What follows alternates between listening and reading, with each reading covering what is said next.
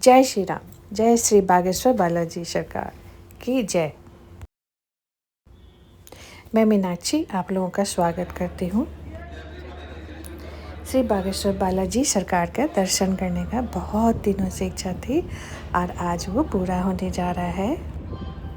श्री बागेश्वर धाम जाने के लिए हम लोगों ने नई दिल्ली से खजुराहो कुरुक्षेत्र एक्सप्रेस ट्रेन ली, जो कि नई दिल्ली से 6:30 बजे खुलती है और छतरपुर 6 बजे सुबह पहुंचाती है। हमारी ट्रेन थोड़ी लेट थी तो हम लगभग 7:30 बजे छतरपुर पहुंच गए और हम लोगों ने स्टे छतरपुर में ही किया था। लेकिन मैं ये आपको सलाह देना चाहूँगी कि छतरपुर की जगह आप खजुराहो भी स्टे कर सकते हैं, क्योंकि खजुराहो से मंदिर थोड़ा ज़्यादा नज़दीक है छतरपुर के बनस्पत।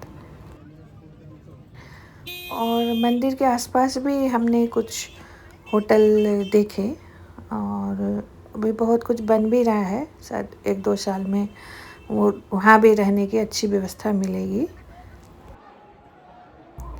आज छतरपुर से हम लोग बाय रोड मंदिर पहुँचे दर्शन करने के लिए। वहाँ हमने माला, फूल, प्रसाद खरीदे और दर्शन के लिए मंदिर पहुँच गए।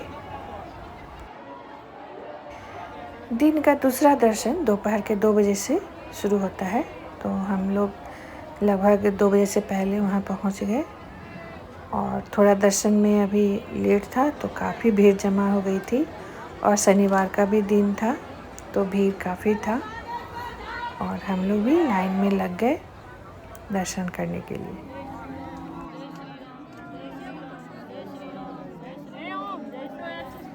प्रसाद के दुकान में ही अर्जी के नारियल भी मिल जाता है, जिसको कि बालाजी के दर्शन के बाद भक्तजन वहाँ पे लगे हुए ग्रिल पे ही बांध देते हैं और यहाँ से ही उनकी अर्जी लग जाती है।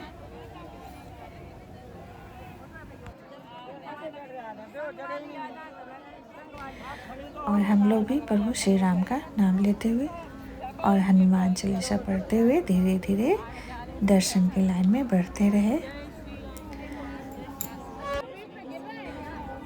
लंबी लाइन का एक फ़ायदा तो है कि आप इतनी देर तक बाबा के दरबार में रुकते हो और प्रभु श्री राम का नाम स्मरण और हनुमान चालीसा का पाठ कर सकते हैं। कितनी भी ज़्यादा भीड़ हो, दर्शन आपको बहुत अच्छे से मिल जाएगा।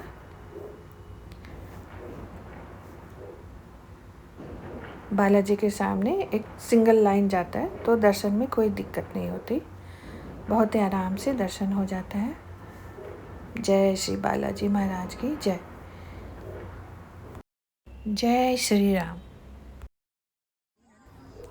दर्शन के बाद हमने थोड़ी सी शॉपिंग करी, बालाजी की तस्वीर ली और गुरुजी का भी तस्वीर लाई घर के लिए। इसके बाद हमने परिक्रमा शुरू करी। परिक्रमा कितना लंबा है इसका ठीक आइडिया मुझे नहीं था, तो मैं सोची कि मैं पहले एक परिक्रमा करती हूँ, फिर देखते हैं कितना हो पाएगा। फिर एक परिक्रमा के बाद हमने ये सोचा कि हाँ 5 करते हैं, फिर हमने 5 परिक्रमाएं पूरी करी। बिना जानकारी का ही हमने उस स्थान से परिक्रमा शुरू करी जहाँ से परिक्रमा मार्ग से इस श्री गदा का दर्शन होता है। और जब परिक्रमा पूर्ण हुआ तो मेरी दृष्टि इस स्थान पे गई, तो मैंने सोचा कि चलो यहाँ भी दर्शन करते हैं, क्योंकि मुझे कोई आइडिया नहीं था यहाँ के बारे में। जब मैं यहाँ आई तो देखा कि चूँकि शाम हो गया था तो कई लोग वहाँ दिया वगैरह जला रहे थे, तो मैंने कहा कि चलो मैं भी परिक्रमा करती हूँ। और परिक्रमा जैसे ही हमारा पूर्ण हुआ और मैंने प्रणाम किया कि उसके बाद ही यहाँ आरती का घंटी बजना शुरू हो गया, जो कि राम मंदिर पास में ही है। पहले राम मंदिर में आरती हुआ, फिर वहाँ से पंडित जी आरती लेकर बालाजी के मंदिर गए और फिर वहाँ से वापस राम मंदिर आए।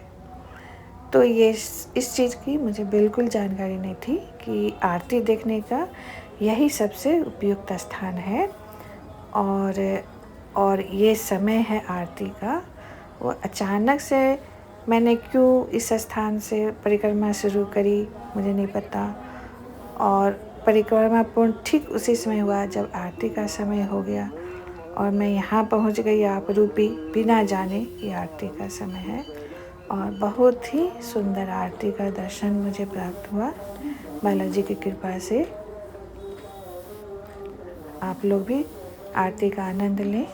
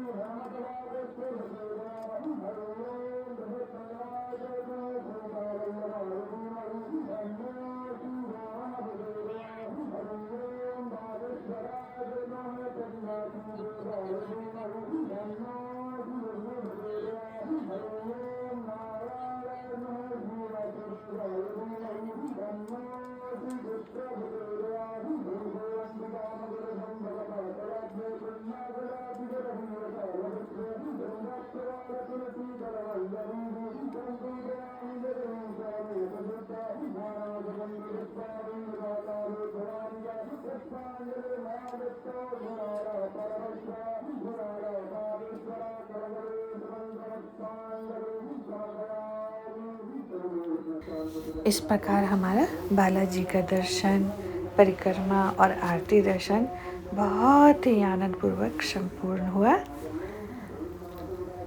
आशा है आप लोगों को भी देखकर बहुत आनंद आया होगा। जय श्री बागेश्वर बालाजी सरकार की जय। जय श्री गुरु महाराज की जय। जय श्री राम।